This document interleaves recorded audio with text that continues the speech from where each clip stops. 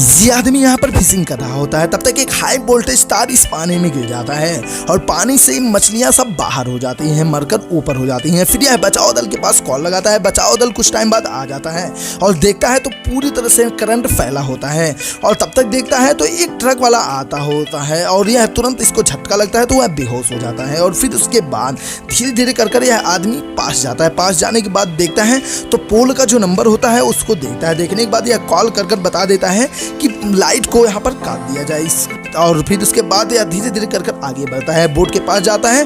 फिर बोट वाला इसके तरफ कुछ इस तरह से इस डंडे को फेंकता है और फिर यह धीरे धीरे कर उसको खींचकर पास लाता है और पास लाने के बाद फिर उसको कॉल आता है और फिर यह लाइट वाले कहते हैं कि दरअसल बात यह है कि कुछ टेक्निकल प्रॉब्लम आ गया है जिसकी वजह से लाइट नहीं कट सकता है और ये लोग फंस जाते हैं। फिर कैसो न कैसो कर धीरे धीरे इसको बाहर लाते हैं और लाने के बाद यह कैसो न कैसो कर इसको बाहर लाते हैं और इसको बचा लेते हैं। और बचाने के बाद फिर ये लोग सोचते हैं कि अब ट्रक वाले की बारी और देखते हैं तो ट्रक वाला कुछ इस तरह से बेहोश पड़ा होता है। फिर यह इस नाव का सहारा लेते हैं और धीरे धीरे कर साइड में जाते हैं और उस आदमी को इस नाव पे बैठाकर खींच कर लाते हैं और फाइनली उसे भी बचा लेते हैं और समझते हैं कि अब प्रॉब्लम खत्म हो गई है। लेकिन तब तक उनकी गाड़ी खराब हो जाती है और अब यह लोग और ज़्यादा फंस जाते हैं और फिर उसके बाद देखते हैं तो एम्बुलेंस भी इनके पास आ जाता है और फिर उसके बाद ये लोग उस आदमी को उस पर डाल देते हैं और वह लोग सब बच जाते हैं।